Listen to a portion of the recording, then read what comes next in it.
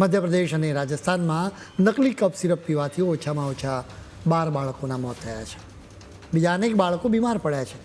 નકલી કફ સિરપ માર્કેટમાં ફરી રહી છે. ડૉક્ટરો દર્દીઓને આવી કફ સિરપ આપી રહ્યા છે.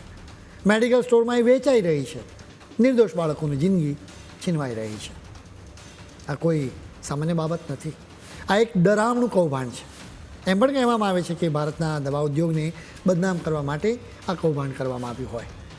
કારણ જે કંઈ પણ હોય, પરંતુ કફ સિરપના કારણે કોઈ પણ બાળકની જિંદગી છીનવાઈ જાય એ બિલકુલ ચલાવી ન લેવાય. આ તમામ 12 બાળકોને એક જ પ્રકારની કફ સિરપ આપવામાં આવી હતી.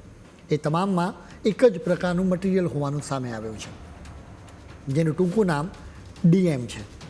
આઘાતજનક વાત એ છે કે કફ સિરપની આ ફોર્મ્યુલા 40 ક્વોલિટી ચેકમાં ફેલ થઈ છે, એટલે કે એ બિલકુલ સુરક્ષિત નથી.